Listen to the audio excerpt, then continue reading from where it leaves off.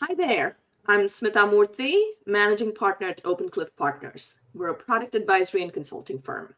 We help startup founders and CEOs scale up products through advisory and interim or fractional product leadership. We augment product leaders with achieving their positive business and customer outcomes by helping them with that third party perspective that often gets business cases approved. Last but not the least, we provide product managers with career advice.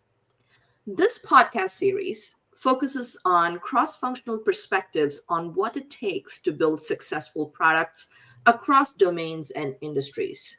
I interview leaders from various functions with whom I've worked with to build and launch great products and the lessons we learned along the way. Today, I'm thrilled to host Mike Glintz. Welcome, Mike. Mike was my head of user experience in a previous role and brings 25 years of experience in human factors, ergonomics, and user experience. Over those 25 years, he's worked in a number of areas. Starting in wireless phones, he did formative research on touchscreen usability and won Best in Show at CES for his Bluetooth solution. He then moved into other areas, one of which was P&C insurance, property and casualty insurance, where card sorting, a UX tool, uncovered a 11 million requirements gap, earning him the President's Award, the company's highest honor. After that, eDiscovery, where he co-invented, was a fuzzy think AI search tool users could understand, leading it to becoming the first court defensible search tool. Finally, into healthcare life sciences space. That's where our paths crossed, where he built UX teams and delivered product solutions that are made from a user's perspective. I am so thrilled to have you on this podcast, Mike. You know, I'm deeply passionate about user experience. You've taught me many things during our working together. So I'm so happy to have you on. Welcome. Thank you. Let's just get started by, why don't you share a fun fact about yourself? Yeah, so it's not all work with me, but a while back I used to be a sailor, right? I've sailed on the Great Lakes as well as not so Great Lakes. For example, a friend of mine and I, we were invited to the National Sea Scout Regatta on Chautauqua Lake a couple of times, and anybody who knows anything about a Sea Scout, these things are pretty small boats. So it was quite an honor to get invited. Awesome. Wow. I don't think, I've had some fun facts on the podcast so far. This is a unique one. So thank you for sharing that. Sure thing. All right. So let's get started. Okay. First of all, what do you think is the most, let's start with, what is the biggest misunderstanding of the user experience function that you've encountered over the years? Yeah, so one of the biggest misunderstandings, and it feels like the profession has moved away from that human factors ergonomic sciencey bit to be a bit more graphical design. With the thinking of, if we make it pretty, people can use it, right?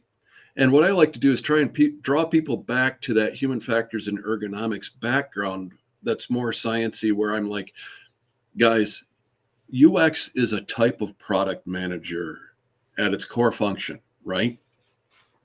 And we just have a more tightly focused scope, right? A hyper awareness of who users are, what they're trying to accomplish, what does their day look like? Think about people, this is a little bit more human factors, but think about people in a nuclear power plant, and the alarms are going off, and, they need information and they're trying to get things done quickly while avoiding a meltdown or something. It's a bit extreme, but you kind of see where I'm coming from. Or for example, a finance partner in my current role who's approaching quarter close, and they've got all of this data that they've got to bring together to tell a story. How do you make it easy for them to do that, right? And it's not all about that, things looking great, but the information that they need to do their job, right? So that's what we talk about, where we say, what are your expectations in completing work? How do you think about it, right? Because that helps us understand what I call the what, like, what are we trying to do here? What are we trying to accomplish for you, the end user? And once we have that put together and a good, got us pointed in the right direction, so to speak, we get into the how, right? So this is, how are you going to do it, right? A lot of this is, drawing up wireframes and workflows, and then showing that to folks to go, this is how we think you'll go about doing it. And while doing that, we're paying attention to things like cognitive loading, right? Like how much, we've all been there. You look at a screen, you go, oh my God, where do I start? Yep. And your mind is just a jumble, and you're darting all over the screen going, where do I start? How do I get going? And, Gestalt psychology also comes in, right? Again, some of that sciencey bit, where things like next to each other have meaning for each other. So that's what we talk about with the how, right? How do we go about doing this? And we validate that along the way, right? So we've learned, just to summarize, we've learned about the user. We've also done this for a number of years and different users. So we do have some of that background knowledge we can draw on, but it's always different. So you always want to have that testing of folks to make sure it's going to work. Does that make sense? Yeah, totally, totally. A couple of things I wanted to highlight from what you said, since you have tutored me on this over the years. So one, UX is a kind of product manager, which is oftentimes why the UX function now in modern software development organizations is part of the product management function, like it was when I had the privilege of working with Mike. So that's one thing. The second thing is, when people think about UX, they immediately go to what the eye can see. Is it pretty, right? But that is sort of like the end product of the journey. The journey starts way ahead, where the product manager is trying to figure out what is the problem we're trying to solve from a requirements perspective. And the user experience researcher or the user experience designer is trying to figure out what is it that they want to accomplish. So we're looking at requirements kind of in a side-by-side way, but together and well upstream before anything pretty is done. Right. And I always like to tell folks, we can help contribute to product requirement documents, right? Absolutely. Where, the product manager is looking at it from a business perspective.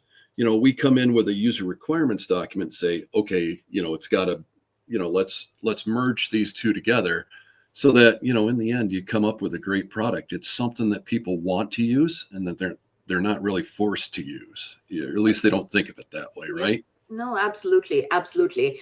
And Mike and I have worked on some complex products when we did work together. And, we've launched some pretty awesome products that I think were first in the market, and that have had a lot of success over the years. So listen to him when he talks to you about UX. Sorry, you were going to say something? Yeah, I can think of one that we worked on where we were showing our customer what we were thinking about, right? And that's real important too, is that, like Smith is saying, that upfront work and that feedback. And this customer basically said, I was just thinking about it for, I think it was the North American market. And they're like, we're going to extend this to Europe too, and Asia. Yeah. And, they were that excited about it because, again, we knew so much about what they were trying to do. Yep. That they were excited about it. Yeah. And that's always a good feeling, right? When people get excited about a product that's, stick figures and stuff like that at this point. and another thing that in that same example, I think, was this was going to be a replacement for what was done in Excel sheets. Yeah. It was something that was manually done, Excel sheets, and we replaced it with something that was intuitive.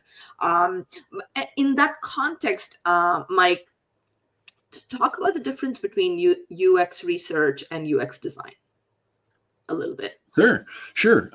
Yeah, in that context, one of the things that we were trying to do is say, how are we better than Excel? Right? Because people know Excel in this particular product, they know how to use Excel. So that's where the UX research came in.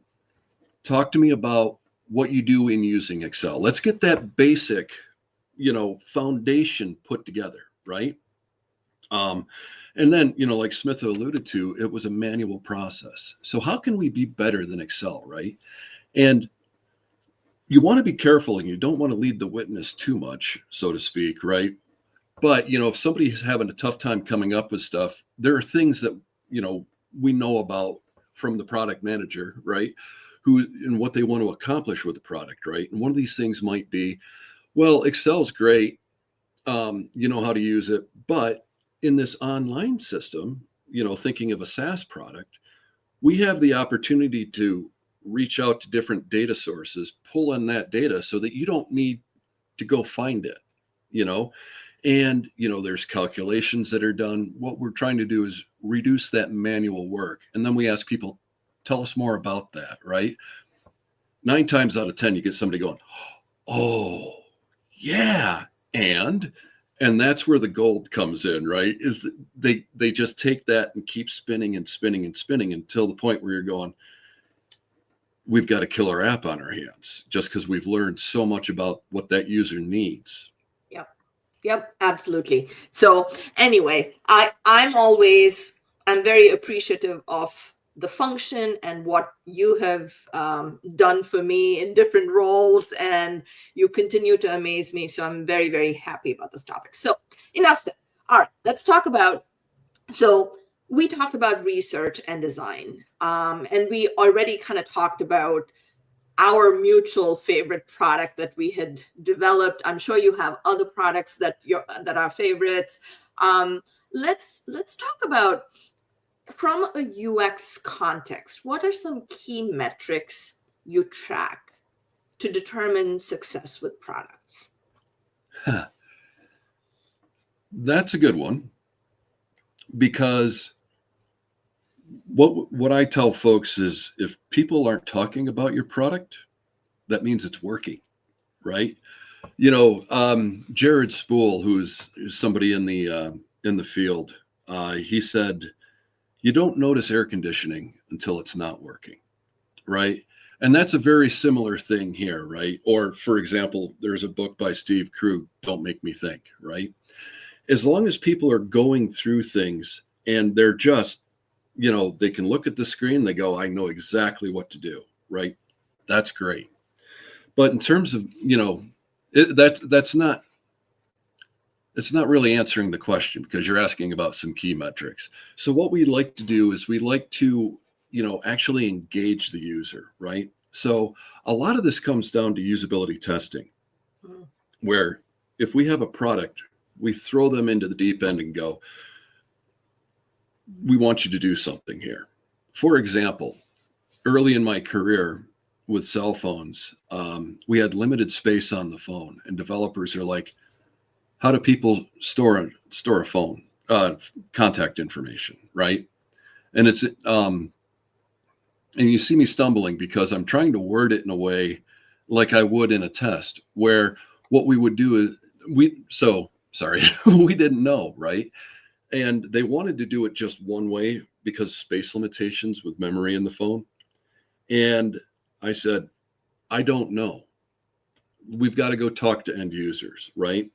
So what we did is we set up a study, and we were very careful about it to say, you've got information for your friend. You've got their name and their number. How do you add that into the phone, right? Or how do you enter it into the phone? You can see me thinking about the wording, because what we're trying to do is not use words like contacts or, start with a name, or you want to counterbalance it. You've got Tom and you want to enter Tom's number, or you've got a number for Tom, right? So you don't want people to key off on one way of doing things. You got to think about it. It's that psychology portion of what we Yeah. do. Yeah. And that's how we're trying to go about and getting some key metrics, because at the end of that testing, if you can show that a time on task is acceptable, Mhm. and acceptable being, like if we put somebody into a workflow and they're an expert and it takes them 3 minutes to do it, right? What we want to do is, with the person that we're testing, run them through it a couple of times, and hopefully they get down to 3 minutes as it becomes more familiar to them. So that's a key metric. Also, a lot of what we do is at the end of that test, we ask more of the touchy-feely questions. How did this make you feel? Is this a product that you'd want to use? And those kinds of metrics tell us whether or not we're on the right track. After a product is launched, you can do surveys, but surveys only tell you so much, right? For example, I'm working on a tool now where we did a survey. Sorry, let me back up. The business has decided to replace that tool because their survey numbers are coming in and they're not good, right? So I ran the survey, I got the same numbers, but then I followed that up with user interviews. And that's where I'm going, is this is key, right? Mhm. Where the people are like, I love this tool. It guides me through the process. It prevents me from making errors, through some of that guidance, and some of the choices I make in earlier steps reduce the number of choices in later steps. Mhm. What impacted the numbers? The speed of the tool. And there are outside influences like, I've submitted it, but I don't know where it went. It seemed to go into a black hole. How do I look up things that I've previously submitted? Or if you're an approver, all of a sudden you get something, but you're not really an approver in the system. Then you've got to jump through all these hoops to get the approvals. So while the tool was great, and we're replacing it, it's like, is there something else that we could have done here? Because all the feedback that we got indicated the tool is good. It's just the stuff around the tool that was difficult to use. Does that make sense? Got it. Yep, absolutely. Actually, you got me thinking about something here. So this process is well thought. There's a method to this process, right? Mhm. And there's psychology and everything backing how it should be done. But you and I ran into a situation where time to market for the product was super critical, right? So the timeline was compressed. Or let's think of a startup Mhm. where their survival is sort of dependent on launching the product and having that, making sure that there's product market fit so that they can scale up and so on. Um, does does the UX research and design process always take a lot of time? Or what advice would you have for startups or anyone that's trying to do the right thing, but have a pressure of, I need to get this product to market ASAP, right? Like, what advice do you have for them? Yeah. And like Smitha, you're saying, we run into that all the time. I just need to get something launched, right? Mhm. So there's a couple of thoughts that come to mind, right? If it's one of your first products, there's going to be an initial perception of that product, right? And can you afford to have, a negative view of your product, right? Will you be able to recover from that? Um, I was just, interestingly enough, I was reading an article about the iPhone, and like the first one that they came up with in design, Steve Jobs, notorious for, doing Steve Jobs things. He's like, this isn't going to work, right? Mhm. So then when they got to the end, what was launched is what worked and what people wanted. Granted, established company, right? Deep pockets, lots they could do there. So what I would advise folks to do is get scrappy and guerrilla tactics in your user research, right? You know, or get somebody who's experienced in it too. There's, as we mentioned at the top of the podcast, I've got 25 years. So there's some basics, that people in our profession, we can apply. We've studied users. We know what works. We can start with those, right? Yep. But, you'd be surprised at what you can learn over the course of like 3 weeks to a month, because a lot of companies when they're crunched for time, they just jump right into building it, right? And sometimes you get lucky and you're on the right path and you get it right. A lot of times you're unlucky.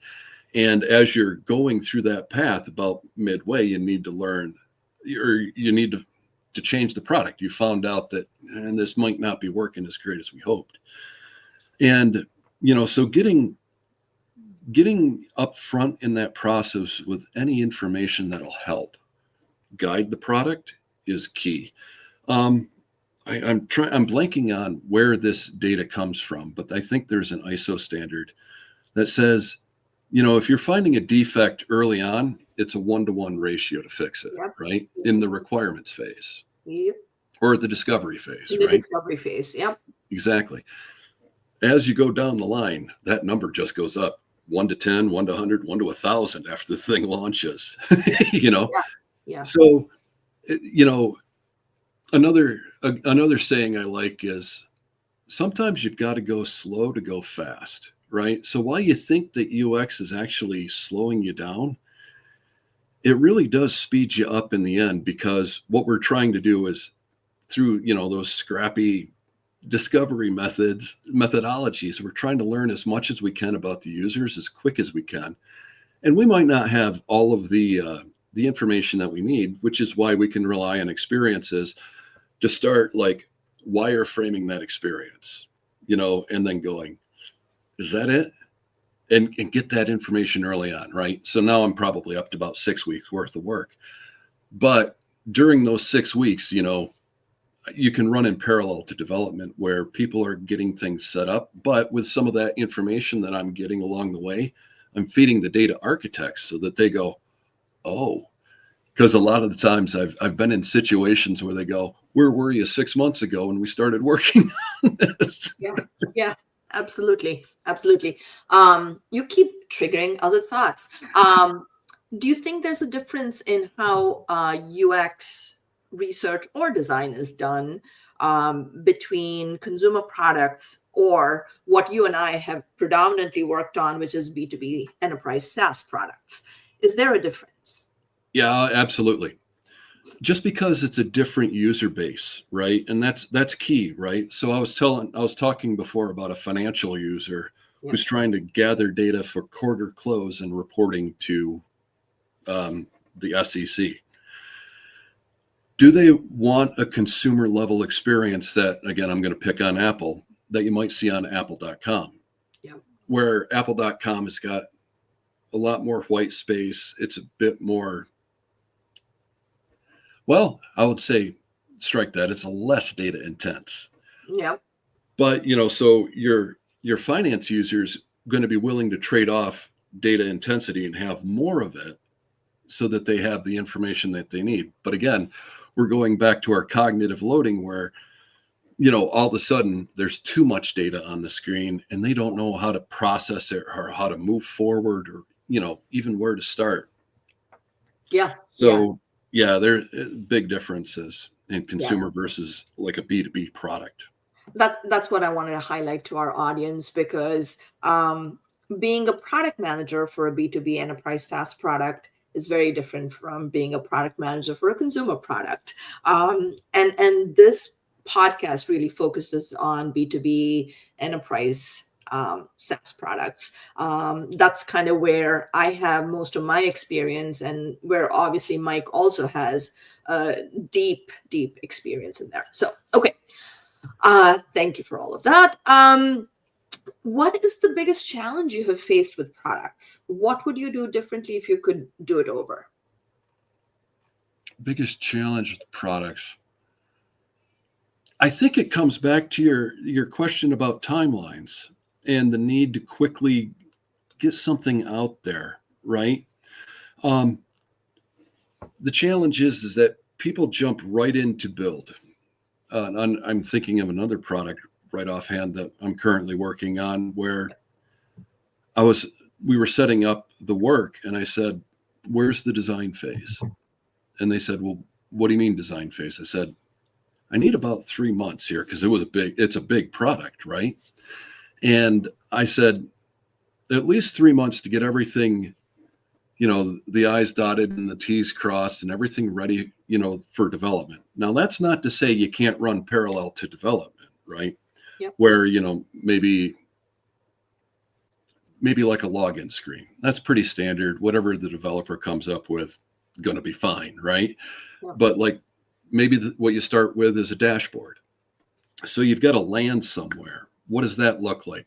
Generally, knowing a bit about the tool, that's going to be pretty easy to put together.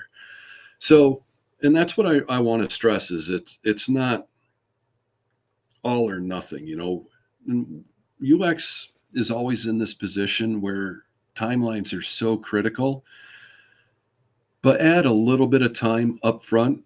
It'll save yourself a lot of headaches as you're working on these products.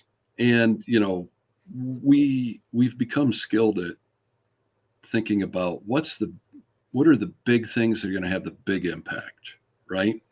And starting with those. Yep. And just to add to what Mike said, recently we engaged Mike in a previous role. We engaged Mike as a short-term expert who could come in and help us with one of the products that was already in market. And we were thinking about how we could actually scale that up. And I can attest to, we were talking about engage early so that it's not as expensive to fix things. Well, this product was already in market. So Mike had to pretty much come and redo the thing, but he could do an amazing job in, what was it, 2 weeks that we engaged, perhaps? Yeah. So there's a lot to be said about getting UX in early, invest the time, go slow to go fast. I couldn't emphasize that anymore. And just to add to that, I remember, I didn't have access to end users yet, right? Right. But what we did is we brought in a couple of SMEs, and correct me if I'm wrong here, but as we were talking with them and just the way I was asking questions and approaching the problems, it generated more discussion, things that they hadn't quite thought of because, in UX, we're hyper focused on that end user. That's our lens, right? Exactly. And, hearing me talk about it and seeing it a little bit more in that way made them think of things. And, yeah, right. It was about a 2 to 3 week engagement where we did quite a bit of work. Yeah, it wasn't even full time. It was just a couple of hours here and there. Yeah. Yeah, exactly. And I think it influenced the direction of the product. Absolutely. And in the end, I remember one gentleman saying to me, like, you could, in these meetings, you could see him get excited about it and like where we're going and, some of the things that we were talking about. Yeah, absolutely. Great. So, I mean, how is AI? If I don't talk about AI, I kind of feel like I'm doing a disservice at this point. How is AI or Gen AI changing what you do and how it affects products?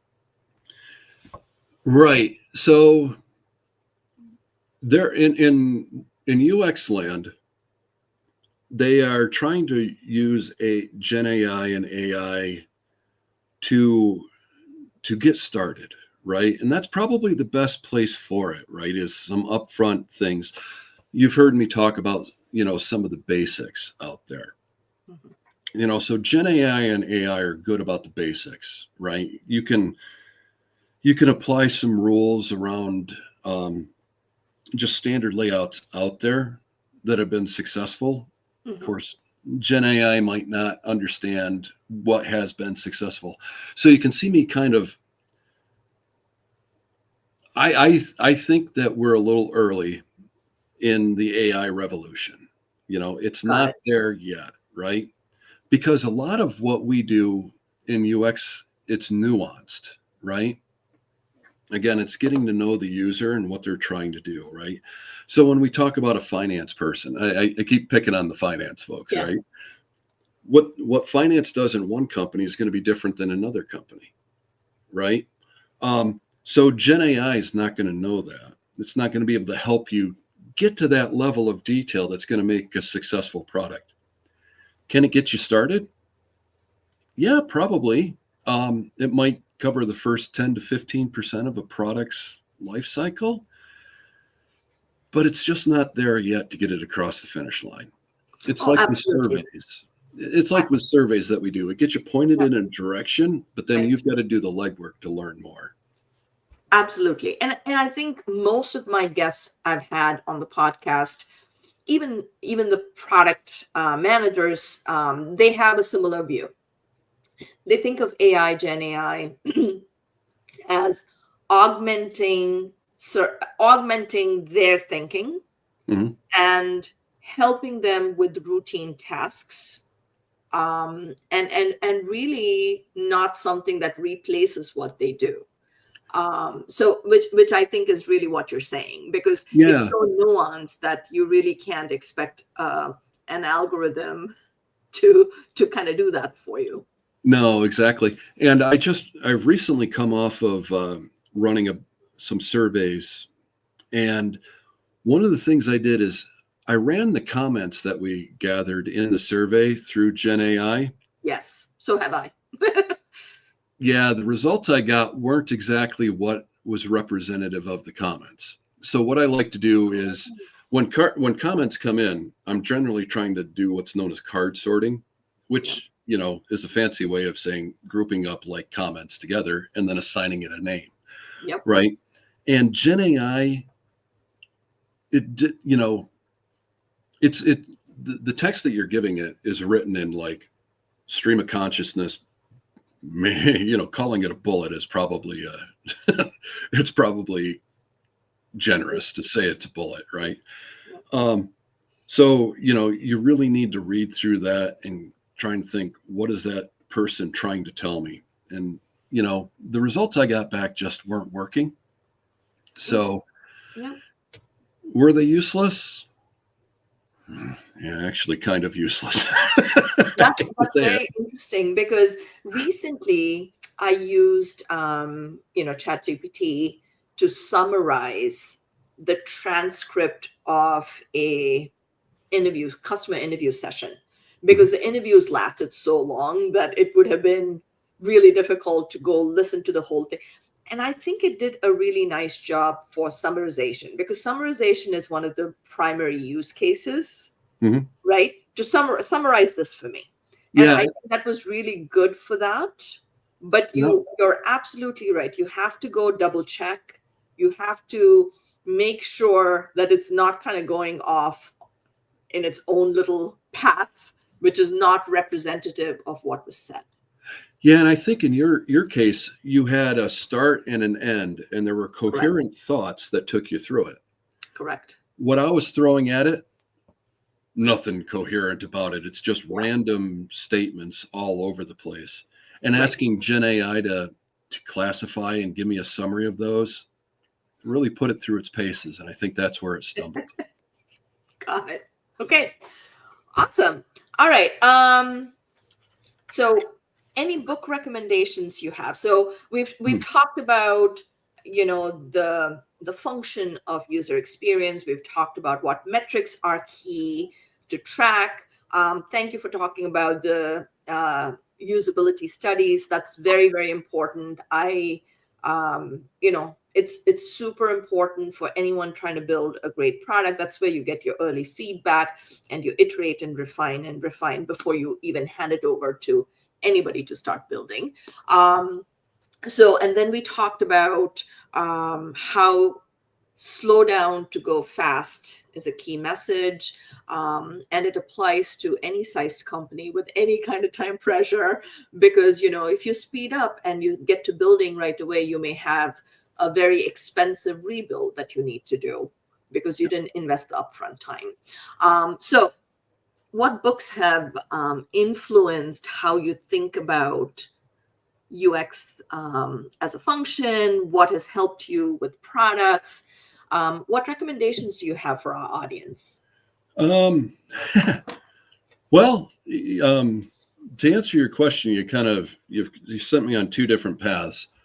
One of the first ones is this a thick one. It's the Handbook of Human Factors. Wow. Right? Okay. Yep. I recommend it if you're a human factors user experience person. I've got a bunch of tags here, and it's things that I look up. Like, for example, one of the things in there is about display fonts. You can't really, I guess you can't see it, but Yeah.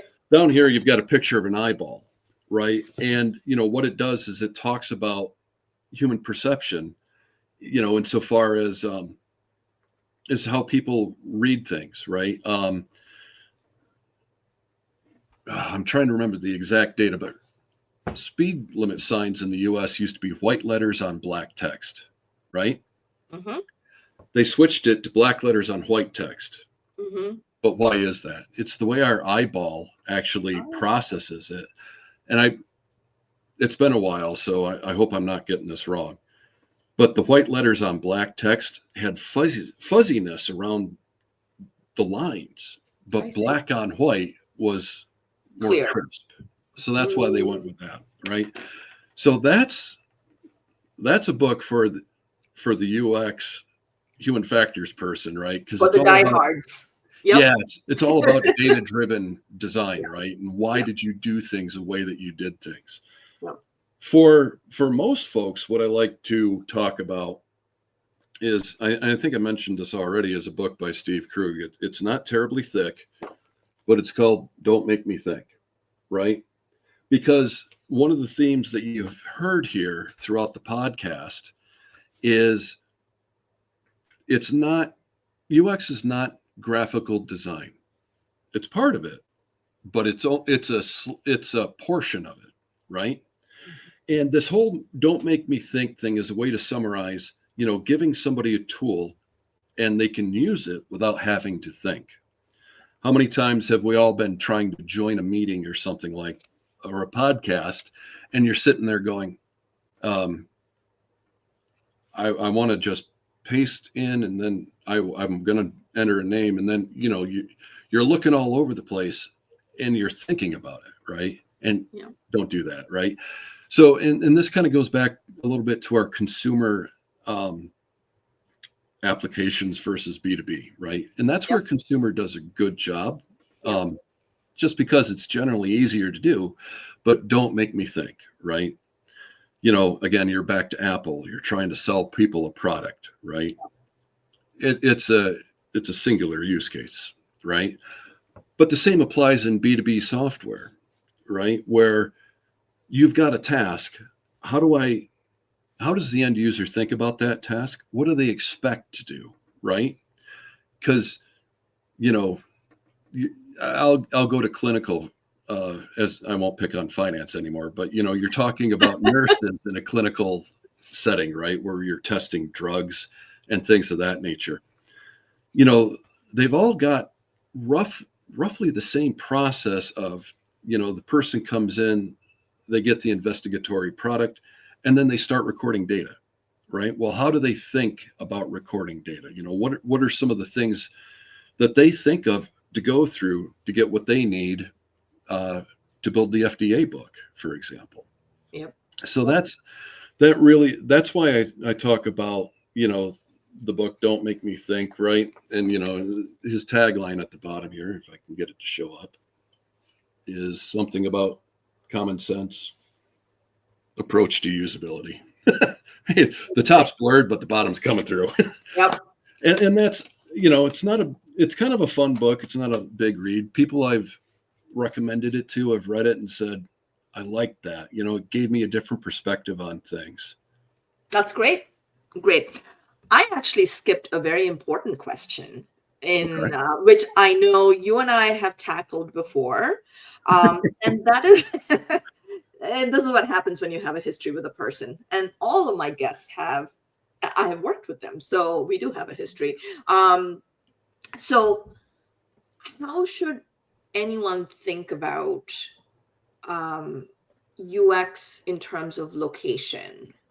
You know, what is the most optimal structure for UX, different members of the UX team to be located, and how do you scale that in a cost-effective way?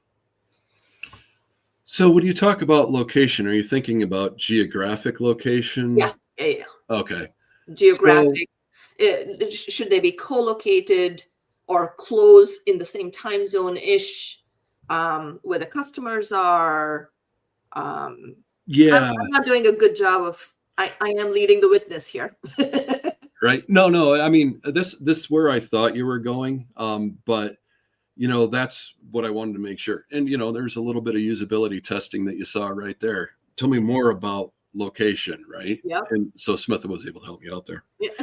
So ideally, in a perfect world, yeah, you're on site and you're working with the product managers. You get a chance to go visit your customers. I went up and I visited a lot of.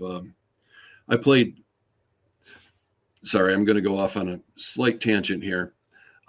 Because I talked about UX being a type of product manager, I had the opportunity to actually do product management work. A person I was partnered with, he just didn't have time. He was overloaded. So I took on some of these assignments and went and visited clients to learn more. And, it helped me out too, because I learned more about what they were trying to do, from a usability perspective. And I got the information that he needed from the product management perspective too. So ideally co-located. That's not always possible, or you might not find the right people to be co-located. It's a job that can be done, I'll call it quasi-remotely, because ideally you should be able to show up for some of these meetings. 70%, and you just saw an example of what I'm going to talk about, where I reached back and 70% of communication is not through the words, it's through our actions.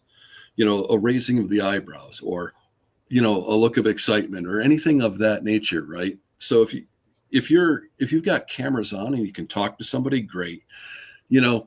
Or if you can draw on a virtual whiteboard in real time to go, I'm hearing this, I've drawn this, is that what you're thinking of?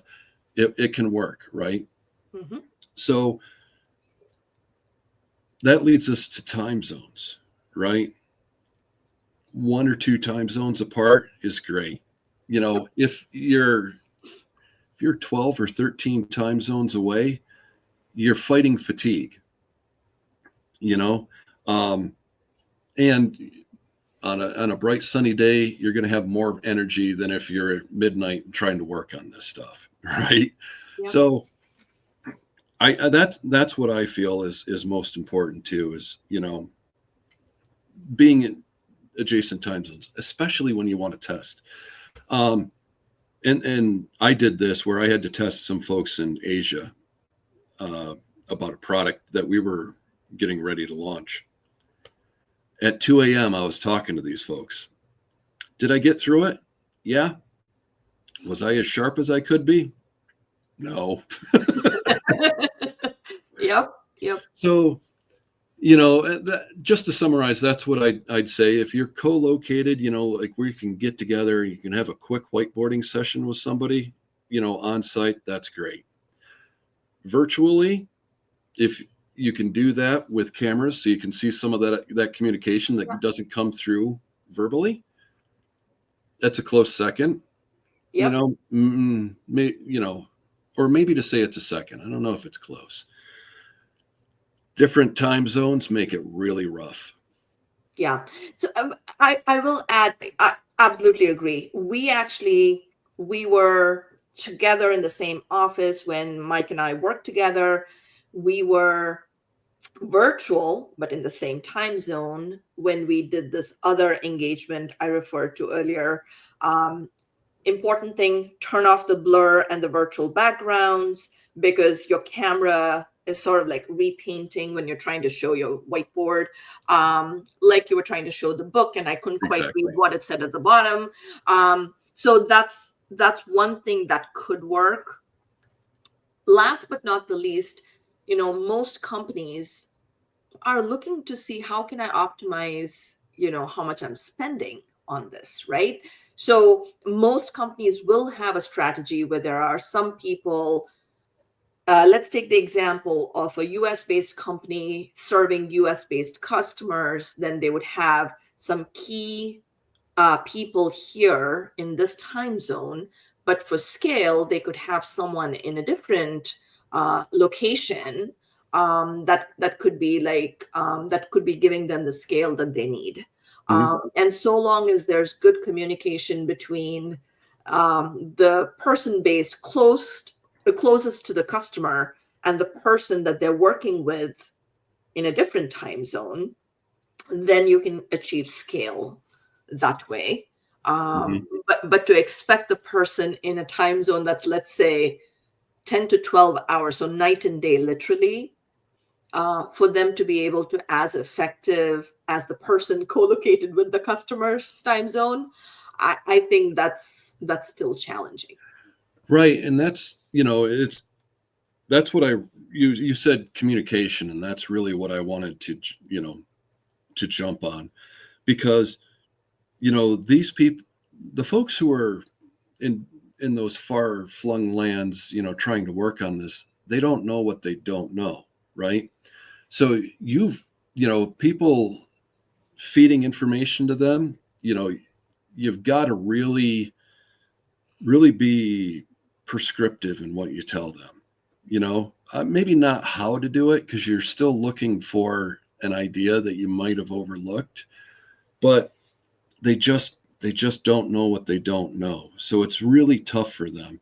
And if your requirements are lacking, it makes it especially hard. And what you get back is like, oh, like, and you're thinking, how did you miss that? With what I got back. And it's like, well, how they didn't know what they needed to know to do the work. And I think that is important too. So there's a little, to scale it out, you've got to really commit to making sure that person knows everything that they need to know, so that they can think about it. And for me, put themselves in the shoes of the person who's going to use it, know about that person and what they're trying, the what and what they're trying Yeah. to accomplish, so that they can get the how put together. Yeah. And it's very difficult, so Yes. sometimes you end up saving money by, having, and it's funny, I've been hiring a lot of contractors lately, and we've got a certain amount of budget, and as I'm talking to these folks, going, who do you have for me for this amount of money? They skip the senior person who's $200 an hour, right? And I'm like, well, hold on a second. If they can get the job done twice as fast, as opposed to the $125 resource, I'm saving money, you Yeah. know, and I'm getting quality work, so it's a trade-off.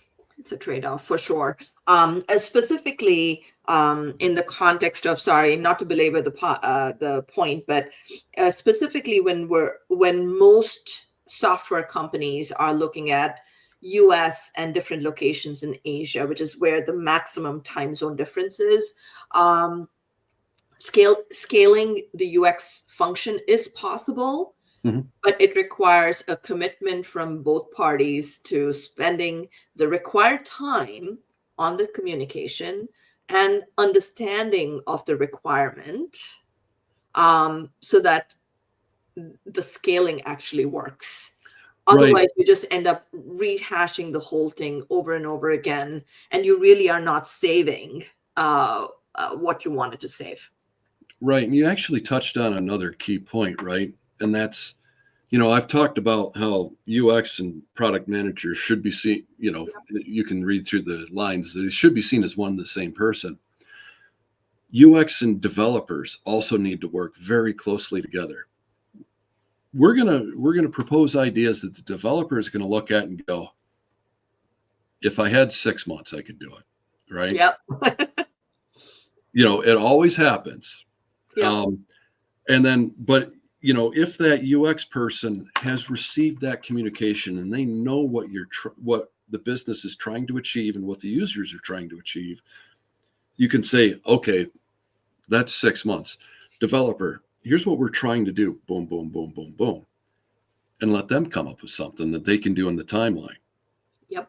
Right. That's critical. That's worked. And it's happened to me a couple of times too. I'm thinking about a job in my clinical days where I proposed something. The guy's like, it's great, Mike, 6 months. Said, all right, here's what I'm trying to do. And he's like, what if we did it like this? It was a better solution. Yep. Yep. Okay. Well, you and I, as we know, are both passionate about this, and we can talk for hours on end. But I really, really enjoyed having you on this podcast, Mike. I learned something every time we speak, and always such a pleasure speaking with you. Thank you so much. And I hope the audience learned something from the expert, the guru over here. Thank you again. You're very welcome. And I hope it was useful for everybody out there too. Thank you.